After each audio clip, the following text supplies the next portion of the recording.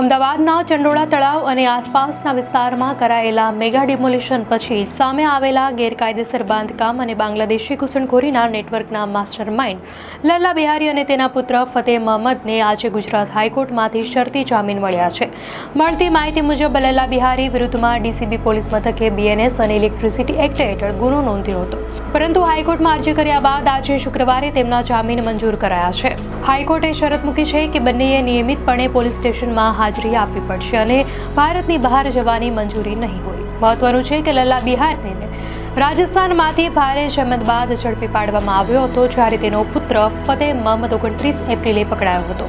ધરપકડ બાદ પોલીસે બંનેને ચંડોળા વિસ્તારમાં લઈ જઈને બાંધકામ અને દબાણો અંગેના નિવેદનો નોંધ્યા હતા. લલ્લા બિહારી વિરુદ્ધ આક્ષેપ છે કે તે બાંગ્લાદેશીઓની ઘૂસણખોરીમાં મદદ કરતો હતો, ગેરકાયદેસર રીતે વીજ કનેક્શન અપાવતો હતો. આ ઉપરાંત પાસા એક્ટ હેઠળ કાર્યવાહી ન થાય તે માટે પણ અરજી કરવામાં આવી છે, જેને લઈને આગામી દિવસોમાં સુનાવણી થશે. દર્શક મિત્રો, વધુ અપડેટ્સ માટે ધ લોકસત્તા ચેનલને સબસ્ક્રાઇબ કરો.